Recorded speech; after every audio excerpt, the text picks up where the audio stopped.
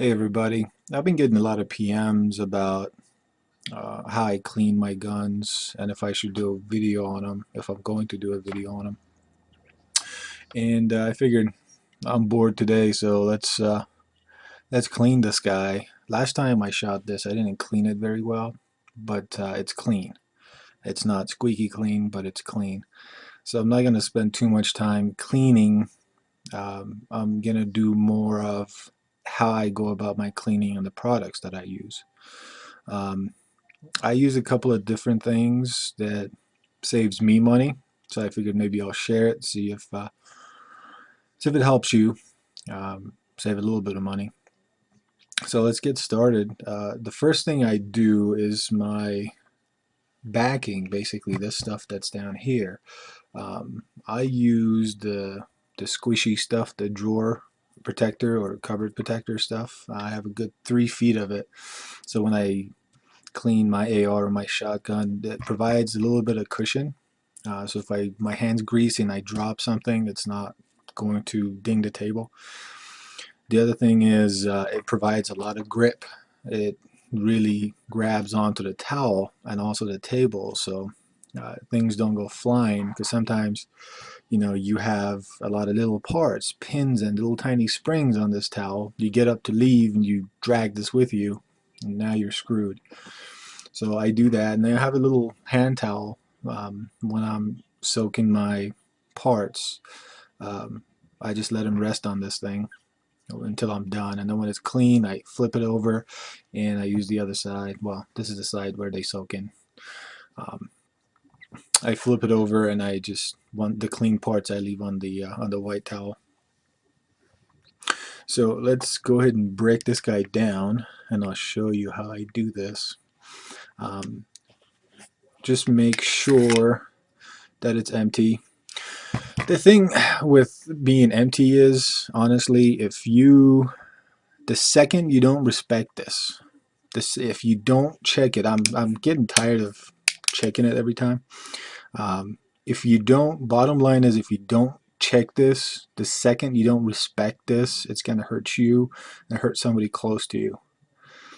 So I find it redundant that I have to constantly say, hey, check it, make sure it's empty, check it, make sure it's empty, but and everybody on YouTube does this, but if you're a good, responsible gun owner, please keep in mind, the second you don't respect this, it's going to kill you or hurt somebody close to you. Actually, 4 years ago, the state I live in, further south from me, some guy was cleaning his gun and it goes off. The bullet goes out the window, goes through about 200 yards away, goes through an 8-year-old girl's window and goes right through her neck and kills the poor girl. Just I don't know anybody that wants to live with that kind of responsibility, that kind of thing on their conscience. So just be careful. Be very, very careful. This isn't a toy. It's a very serious tool. It's fun. It's a very fun tool to have, to own. I own 10 of them. I love every single one of them. But you got to be careful, guys. I'm just getting tired of checking this every freaking time. And then if I don't check it, I get PMs that, hey, you forgot to check it, or you didn't do this, you didn't do that. Just make sure the second you don't respect this, it's going to hurt you. Okay? All right, enough of that. So it's empty. What I'll do, I'm going to pull the trigger. With the Beretta, I mean, your gun's going to break down differently. Beretta breaks down pretty easily. I don't know if I need to show anybody, but since we're doing this here, let me show you. You have this button. You have the button right here. You're going to press that in. You press that in, and then you have the lever down here. Once you press that in, you pull the lever down, and the whole thing comes apart. Okay. Um, I've had close to 4,000 rounds through this gun. Let me give you a closer look, because one of the things I'm going to talk about is what I use on my rails. You experienced gun guys, can you tell 4,000 rounds have been through this thing? It's It's very hard to tell. The way I lubricate my frame, last time I was at a gun store, the gunsmith was yelling at me, "Don't do this, don't do that, you're not supposed to do that." But that's the way I do it. It's never caused me any problems. And 4,000 rounds through this gun. And come on, camera, focus. Focus. There you go. 4,000 rounds through. And it's a little dirty too. 4,000, a little over 4,000 rounds. I think 4,008 rounds by now. Um, it's almost like new. It's got a little bit of wear. Let's see. It keeps focusing on the blue. Okay, come on. There you go. See, it's got a little bit of wear right there, but that's it. Okay. All right, so I'm going to set that aside. Then we're going to take the barrel apart. The barrel, there we go. You have the recoil guide rod and recoil spring. This one, it's right about time to replace the spring on it. This is the original spring that came with it. I need to replace this. It's getting a little loose, but I think it's 13 pounds. If anybody out there knows what the weight of the original weight on the spring is, would you please let me know? I believe it's 13 pounds. Okay, so with the slide, we're going to push this little pin in. Come on, camera. I'm going to push this pin in, and the barrel pops out. And this is our frame, basically. This is our frame. This one has a little bit of machine marks right there. The areas you want to clean really are the stuff in here. Get this light adjusted. See that a little bit better.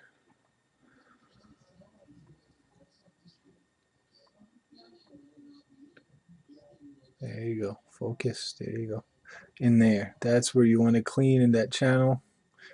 You want to clean all the channels in here. You want to clean all that up. You want to clean inside here. And also where the firing pin is. Yeah, all those little grooves. Berettas are a little pain in the you-know-what to clean. It's not the easiest gun I own to clean. I think Glocks are the easiest, but there's a lot of nooks and crannies you got to go through. But yeah, you also need to clean all that stuff. Now, what I do, first thing is I'm going to grab my brush. I'll grab my brush. It is a brass brush. And when I come home from the range, I just run this through. I'm just going to run that through, let it go all the way out, and pull it back out. Go out, pull it back out. Don't reverse your brush inside the barrel. So if you get to like here, don't pull it back out. Just let it go all the way out and bring it back out. And make sure you use a brass brush, not the steel ones. Brass doesn't really hurt your barrel. Even with the Glocks, I use it on my Glocks also. It's brass. The bullet's brass. It's not going to hurt anything. So this, once I go through it with the brush, I'll get my cleaning, whatever you use. I use the Ballistol stuff. I also use Hoppe's. Ballistol I've been using for a little over 5-6 years now, and it works well for me. I don't have a problem with it. Ever since some of the guys on YouTube started trying it, the price of it's gone up. 5-6 years ago, one of these cans was $2.50. Now I think it's $6 for one of these 6-ounce cans. So it's gone up, the price of it. I don't know if it's because of its popularity or what, but my dad used to use this, and I'm using it now. So I'm going to go in. I'll just cover one end of the barrel with my finger. I'm on camera. There we go. and then I'll just shake that up, and I'll give it a good squirt inside the barrel. Alright, and then just let it go and spread all the way throughout the barrel. And then I'm just going to slowly turn the barrel just to get the whole thing coated, just in case I missed anything. Just going to turn it. Alright, and then when I do that, I'll set it aside and then get my frame. I'll just do all I do. I don't use patches. I don't do that. Those patches are expensive.